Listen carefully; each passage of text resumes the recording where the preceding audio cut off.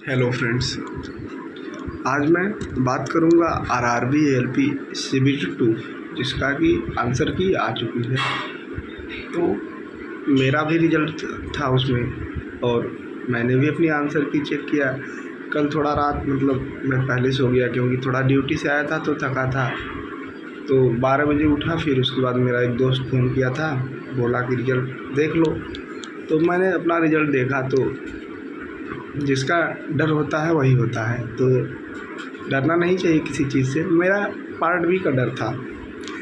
Part B का डर शायद इसलिए था कि क्योंकि हम लोग आईटीआई किए थे तो वहाँ क्लास नहीं चलता था और हमारी पार्ट बी की तैयारी बहुत अच्छी हो नहीं पा रही थी।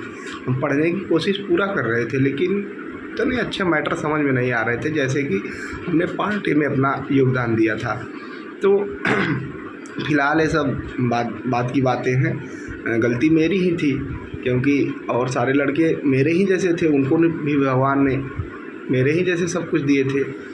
तो मैं अपने आप को खुद गलत मानता हूँ और मैं अपने सभी भाइयों को एक मोटिवेशन के तौर पर ये बात बताना चाहता हूँ।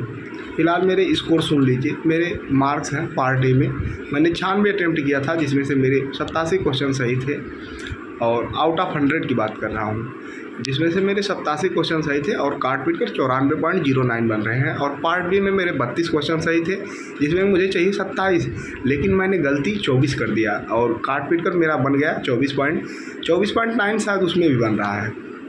तो इस वजह से मैं पार्ट बी में फेल कर गया और मुझे भी बहुत दुख हो रहा है अंदर से, लेकिन क्या किया जाए, ज़िंदगी जिएंगे फिर से। और फिर एग्ज़ाम है एएलपी का, फिर आ गई है वैकेंसी तो उसमें तैयारी किया जाएगा। और इस बार हाँ, मैं अपना फॉर्म गोरखपुर से भरूंगा, भले ही 10 ही सीट हो लेकिन तैयारी अच्छे लेवल की करेंगे और साथ में एग्ज़ाम निकालेंगे। आप लोग भी जिन भी भाइयों का मेरे जैसा हाल हो या मेरे से अच्छा हो तो उनको बेस्ट लक है। मेरे जैसा हाल हो तो वो अपने हतोत्साहित ना हो। अभी मैं जस्ट सो के उठा हूँ और उनको अगर मोटिवेशन लेना है तो वे हमारे देश के जवानों जैसा ले सकते हैं। मैं भारत माँ की जिंदाबाद करता हूँ और उन जवानों के सम्मान में मैं जो भी कुछ अगर बोलूँगा तो वह कम ही रहेगा। तो जवानों जैसा मोटिवेशन रखिए। हम लोग तो यार देश की सीमाओं के अंदर हैं फिर भी घबरा रहे हैं। वे सीमाएं सुरक्षित उन्हीं की वजह से हैं और वे हमारे जवान सीना तान कर फिर भी जाके उन सीमाओं की रक्षा कर रहे हैं।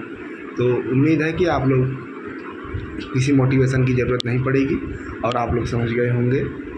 तो अपनी तैयारी को कंटिन्यू रखिए। पुलिस में भी मेरा इसी ड्यूटी के चक्कर में फ़िलहाल मैं ग्रुप डी में एम्प्लॉय हूँ 4th क्लास रेलवे में। तो यूपी पुलिस में भी 25 मिनट 40 सेकंड लगा था।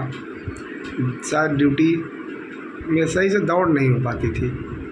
तो उम्मीद है कि आप लोग इस रिज़ल्ट से हतोत्साहित नहीं होंगे और कंटिन्यू करिए तैयारी को। अगर आप यहाँ तक पहुँचे हैं तो जाहिर सी बात है कि आपकी तैयारी बहुत अच्छी है।